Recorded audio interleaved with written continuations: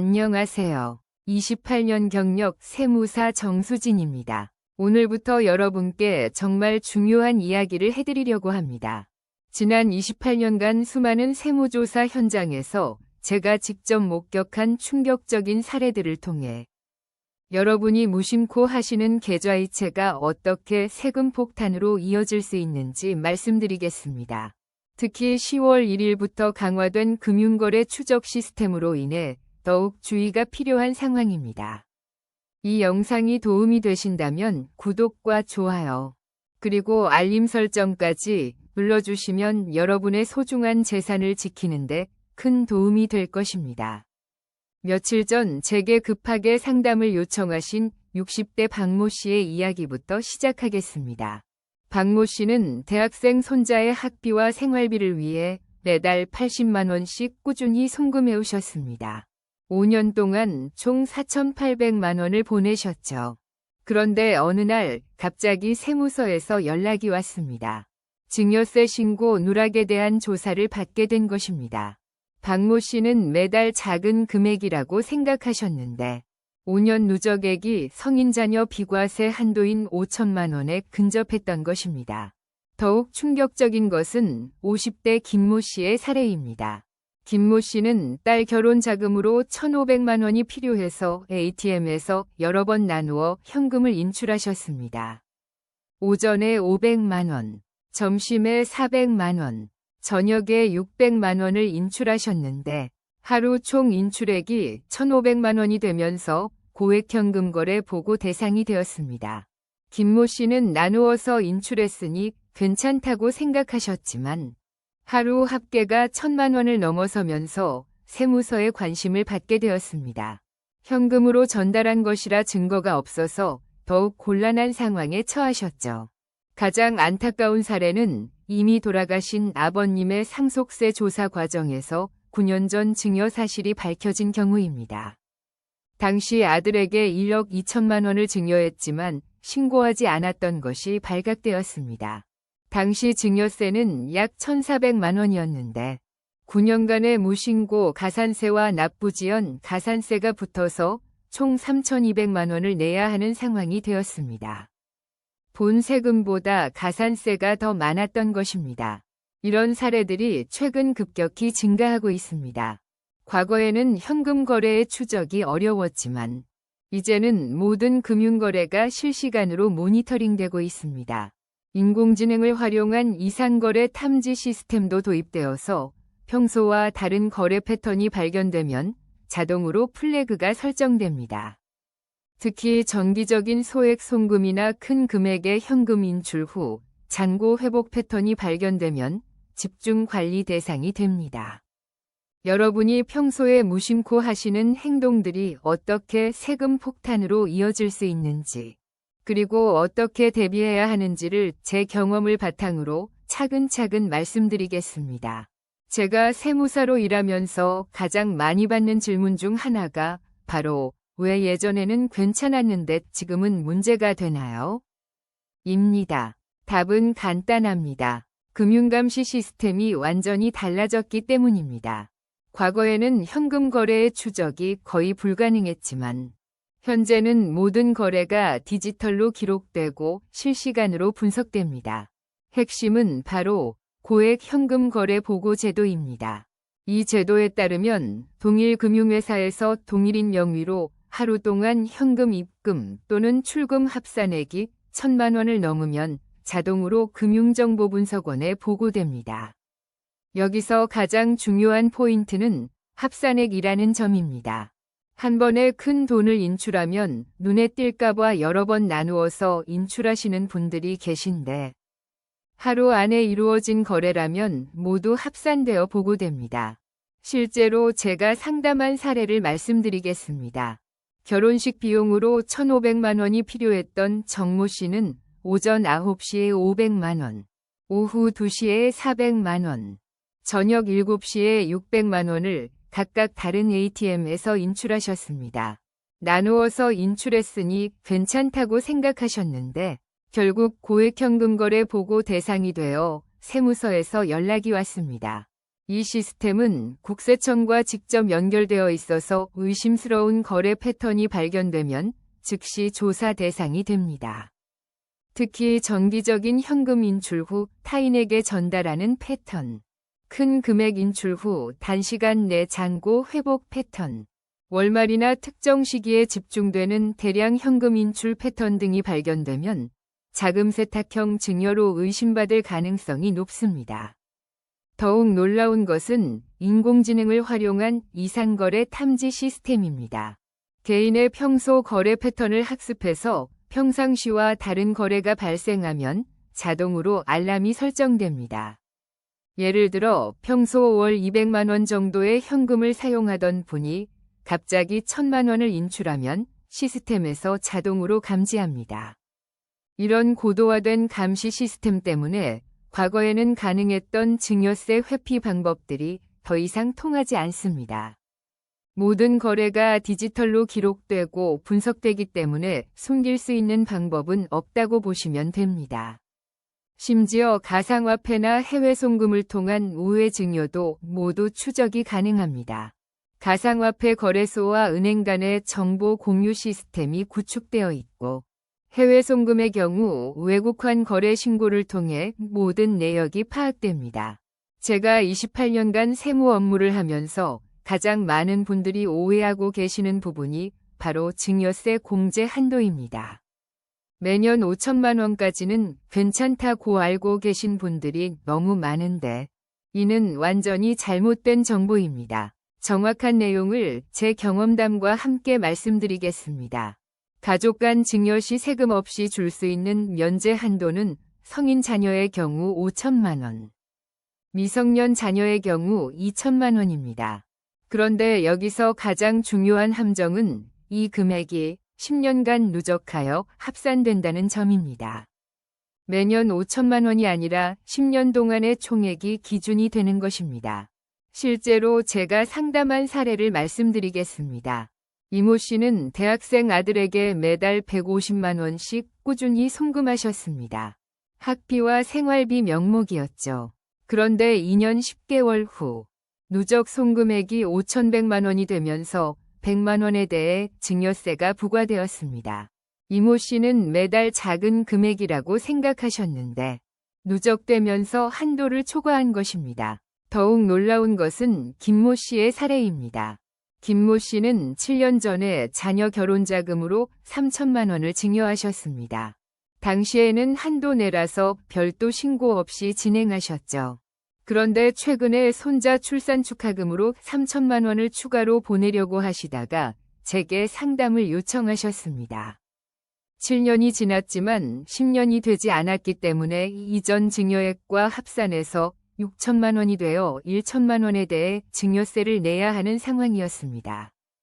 가장 충격적이었던 사례는 박모 씨 가족입니다. 박모 씨 부부는 각자 자녀에게 매년 200만 원씩 10년간 송금하셨습니다. 부부가 각각 보냈으니 총 4천만 원이라고 생각하셨는데 실제로는 한 자녀당 각각 2천만 원씩 총 4천만 원이 되어 모두 한도 내였습니다. 하지만 이를 모르고 추가로 3천만 원을 더 보내시려다가 문제가 발생할 뻔했습니다. 많은 분들이 놓치는 또 다른 함정은 증여 시점입니다. 돈이 실제로 이동한 날짜가 증여일이 됩니다. 계좌이체의 경우 송금한 날짜, 현금의 경우 실제로 전달한 날짜가 기준이 됩니다. 따라서 연말에 급하게 증여하시려다가 다음 연도로 넘어가서 계획이 틀어지는 경우도 많습니다. 특히 매달 정기적으로 소액을 송금하시는 경우 대부분 5년에서 8년 사이에 반드시 한도를 초과하게 됩니다. 월 100만 원씩 보내면 4년 2개월, 월 80만 원씩 보내면 5년 3개월이면 한도를 넘어섭니다. 따라서 장기적인 계획 없이 무작정 송금하시면 언젠가는 세금 폭탄을 맞게 됩니다. 많은 분들이 생활비니까 괜찮겠지라고 생각하시는데 이것도 정말 큰 함정입니다. 상속세 및 증여세법상 부양의무자가 부담하는 생활비와 교육비에는 증여세가 부과되지 않는 것이 맞습니다. 하지만 여기에는 까다로운 조건들이 있습니다. 바로 받는 사람이 실제로 부양이 필요한 상태여야 한다는 것입니다. 제가 실제로 겪은 사례를 말씀드리겠습니다. 정모 씨는 대기업에 다니는 32세 아들에게 매달 250만 원씩 생활비라는 명목으로 3년간 송금하셨습니다. 총 9천만 원을 보내셨죠. 그런데 상속세 조사에서 이 돈이 모두 증여로 판정되었습니다. 왜냐하면 아들이 이미 안정적인 직장을 다니면서 연봉 6천만 원을 받고 있어 스스로 생활할 능력이 충분했기 때문입니다. 법적으로 생활비가 인정받으려면 받는 사람이 경제적으로 독립할 능력이 없어야 합니다. 미성년자, 학생, 무직자 또는 소득이 현저히 부족한 경우에만 인정됩니다. 직장을 다니는 성인 자녀에게 보내는 정기적인 용돈은 법적으로 증여로 간주됩니다. 더욱 문제가 되는 것은 현금 인출 후 직접 전달하는 경우입니다. 박모 씨는 며느리에게 용돈을 주기 위해 매달 ATM에서 200만 원씩 현금을 인출해서 직접 전달하셨습니다. 2년간 총 4,800만 원을 주셨는데 현금으로 전달한 증거가 없어서 세무조사에서 자금 세탁형 증여로 의심받으셨습니다. 현금 인출 후 타인에게 전달하는 행위는 증여세 회피 목적으로 해석될 가능성이 높습니다. 특히 정기적으로 큰 금액을 현금으로 인출하는 패턴이 발견되면 세무서의 집중 관리 대상이 됩니다. 실제 생활비나 교육비로 사용되었다는 것을 입증하려면 구체적인 사용 내역과 증빙 자료가 필요합니다. 단순히 생활비라고 주장하는 것만으로는 부족합니다.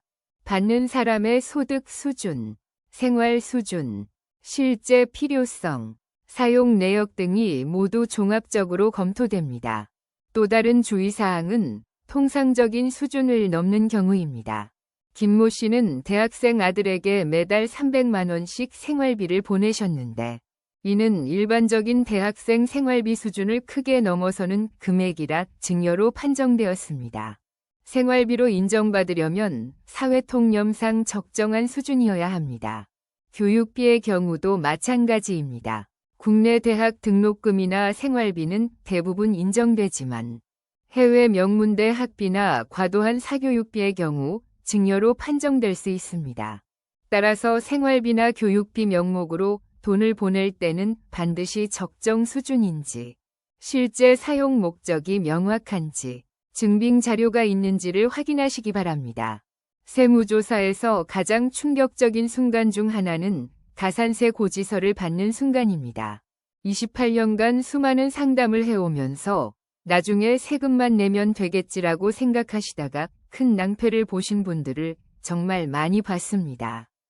증여세를 신고하지 않았을 경우 부과되는 가산세는 상상 이상으로 무겁습니다. 먼저 무신고 가산세가 있습니다. 신고하지 않은 세액의 20%를 추가로 내야 합니다. 예를 들어 증여세가 1,500만 원이라면 300만 원의 무신고 가산세가 부과됩니다. 여기에 납부지연 가산세가 매일 추가됩니다. 현재 연 95%의 이자가 복리로 계산되어 시간이 지날수록 눈덩이처럼 불어납니다. 제가 상담한 실제 사례를 말씀드리겠습니다. 최모 씨는 6년 전에 자녀에게 1억 2천만 원을 증여했지만 신고하지 않았습니다. 아버님이 돌아가신 후 상속세 조사 과정에서 이 사실이 발각되었습니다. 당시 증여세는 약 1,400만 원이었는데 6년간의 무신고 가산세 280만 원과 납부지연 가산세 약 1,100만 원이 붙어서 총 2,780만 원을 내야 하는 상황이 되었습니다. 본 세금보다 가산세가 훨씬 많았던 것입니다. 더욱 무서운 사례는 이모 씨의 경우입니다. 이모 씨는 10년 전에 자녀에게 2억 원을 증여했지만 신고하지 않았습니다. 최근 상속세 조사에서 발각되어 본 세금 3,500만 원에 10년간의 가산세 7,200만 원을 합쳐 총 1억 700만 원을 내야 하는 상황이 되었습니다. 가산세가 본 세금의 2배를 넘어선 것입니다. 더욱 무서운 것은 증여세의 부과제척 기간입니다. 일반적인 경우 10년, 부정한 방법으로 신고하지 않은 경우 15년까지 세금을 부과할 수 있습니다. 다른 세금들의 제척 기간이 5년인 것과 비교하면 매우 긴 기간입니다. 실제로 미신고 증여는 보통 부모님이 돌아가신 후 상속세 세무조사 과정에서 발각됩니다. 상속세 조사 시에는 피상속인의 과거 모든 금융거래 내역을 조사합니다. 통장 잔고 변동, 현금 인출 내역, 계좌이체 내역, 부동산 거래 내역, 심지어 신용카드 사용 내역까지 모두 분석됩니다. 특히 고액의 현금 인출 후 잔고 회복 패턴, 자녀 명의 계좌로의 대량 이체, 부동산 구입 시점과 현금 인출 시점의 연관성 등이 면밀히 검토됩니다. 15년 전이 거래까지 모두 추적이 가능하기 때문에 숨길 수 있는 방법은 없다고 보시면 됩니다. 심지어 해외은행 계좌나 가상화폐를 통한 증여도 모두 추적됩니다.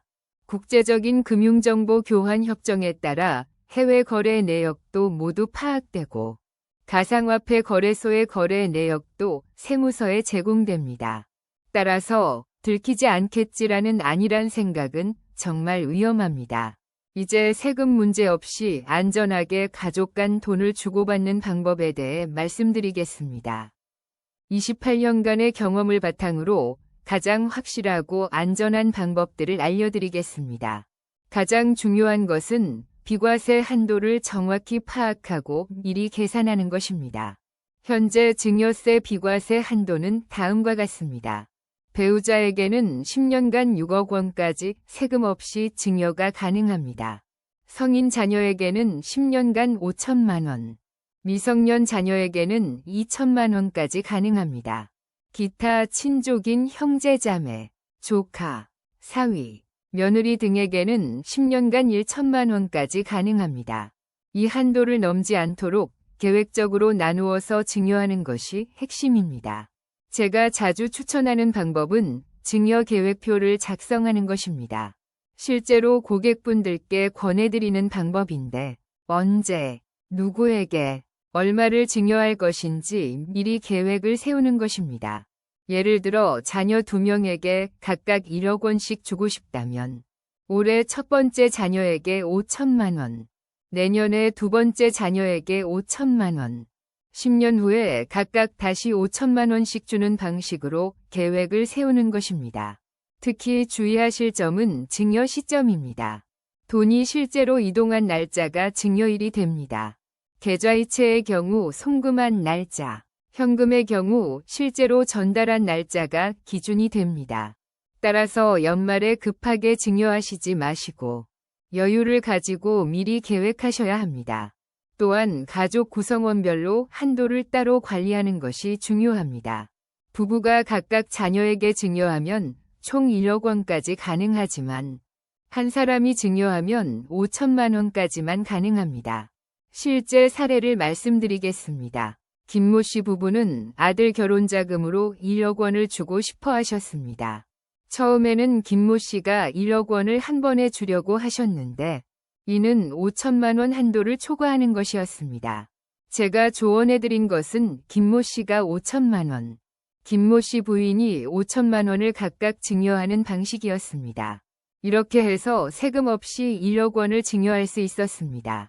정기적인 검토도 필요합니다. 매년 말에 그해 증여한 금액을 정리하고 10년 누적액을 계산해서 한도를 확인하시기 바랍니다. 특히 여러 자녀가 있는 경우 각각의 누적액을 따로 관리해야 합니다. 또한 증여받는 사람별로도 관리가 필요합니다. 예를 들어 아들, 며느리, 손자에게 각각 증여하는 경우 각자의 한도를 확인해야 합니다. 가족 간 증여에서 놓치기 쉬운 특별 혜택들이 있습니다. 이런 혜택들을 잘 활용하면 훨씬 많은 금액을 세금 없이 증여할 수 있습니다. 28년간의 경험을 바탕으로 가장 유용한 특별공제들을 말씀드리겠습니다. 먼저 결혼 특별공제입니다. 자녀가 결혼할 때는 기본 공제 한도 외에 추가로 1억 원을 더 증여할 수 있습니다. 즉, 기본 5천만 원과 합쳐서 총 1억 5천만 원까지 세금 없이 줄 수 있습니다. 이는 결혼 전후 2년 이내에 증여하면 됩니다. 제가 상담한 사례 중 이 혜택을 잘 활용한 경우를 말씀드리겠습니다. 박모 씨는 아들이 결혼을 앞두고 있을 때 결혼자금으로 1억 5천만 원을 증여하셨습니다. 기본공제 5천만 원과 결혼특별공제 1억 원을 모두 활용한 것이죠. 그리고 며느리에게도 결혼특별공제 1억 원을 증여하셨습니다. 이렇게 해서 총 2억 5천만 원을 세금 없이 증여할 수 있었습니다. 출산 관련 특별공제도 마찬가지입니다. 손자나 손녀가 태어날 때 조부모가 출산 축하금 명목으로 1억 원까지 추가 증여가 가능합니다. 이때도 기본공제와는 별도로 적용됩니다. 실제로 생활비나 학비 명목으로 돈을 보낼 때는 기록을 남기는 것이 정말 중요합니다. 송금할 때 메모란에 대학 등록금 보탬, 생활비 보조, 의료비 지원, 결혼준비금 등 구체적인 용도를 적어두시기 바랍니다. 또한 실제 사용 용도에 대한 증거 자료도 준비해 두셔야 합니다. 대학 등록금이라면 등록금 고지서, 의료비라면 병원 영수증, 결혼준비금이라면 예식장 계약서 등을 보관하시기 바랍니다. 특히 해외 유학비나 해외 의료비의 경우 금액이 클 수 있으므로 관련 서류를 철저히 준비해 두시는 것이 좋습니다. 부동산 구입 자금을 지원하는 경우에는 더욱 주의가 필요합니다. 부동산 취득 과정에서 자금 출처가 반드시 확인되기 때문입니다. 부모님이 지원하신 자금에 대해서는 증여신고를 하거나 차용증을 작성해서 대출로 처리하는 것이 안전합니다. 차용증을 작성할 때는 이자율, 상환기간, 상환방법 등을 명확히 기재하고 실제로 이자를 지급하거나 원금을 상환하는 것이 좋습니다.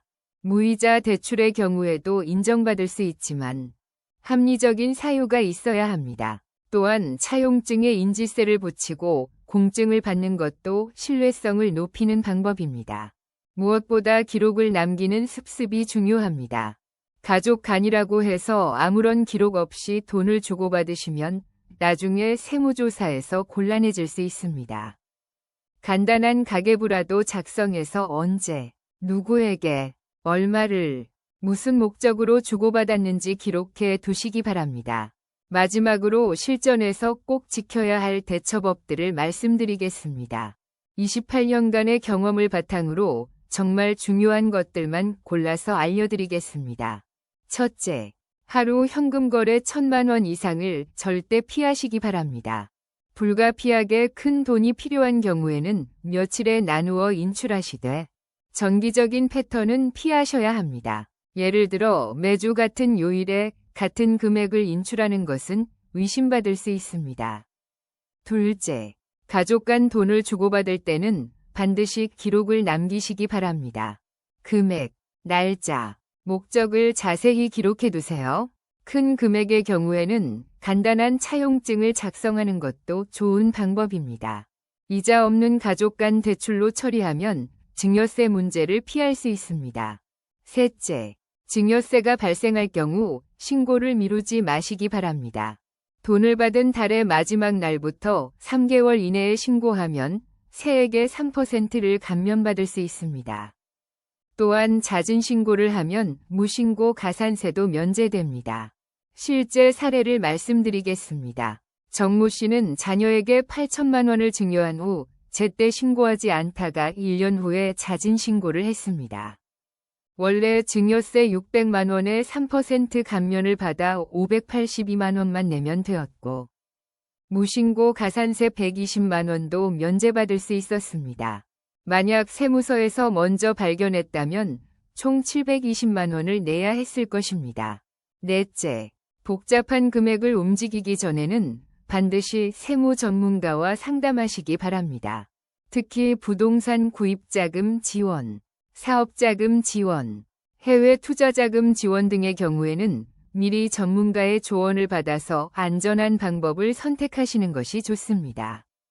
28년간 제가 겪어본 바로는 미리 상담받고 계획적으로 진행한 경우에는 문제가 된 적이 없었습니다. 하지만 일이 터진 후에 상담받은 경우에는 이미 늦은 경우가 많았습니다. 다섯째, 정기적인 점검이 중요합니다. 매년 말에는 그해 증여한 금액을 정리하고 향후 10년간의 증여 계획을 점검해 보시기 바랍니다. 가족 구성원별로 누적 증여액을 관리하는 것도 필요합니다. 마지막으로 가장 중요한 것은 투명성입니다. 세무서는 여러분보다 더 정확하게 여러분의 금융거래를 파악하고 있습니다. 숨기려고 하지 마시고 투명하고 합법적인 방법을 선택하시기 바랍니다. 적법한 절차를 따르면 충분히 세금을 절약하면서도 안전하게 재산을 이전할 수 있습니다. 무엇보다 가족의 행복을 위해 증여하신 소중한 마음이 세금 문제로 상처받지 않기를 바랍니다. 시청해주셔서 감사합니다. 이 영상이 도움이 되셨다면 구독과 좋아요, 알림 설정까지 눌러주시면 더 많은 분들께 도움이 될 것입니다. 여러분의 소중한 재산을 지키는데 조금이라도 도움이 되었기를 바랍니다. 감사합니다.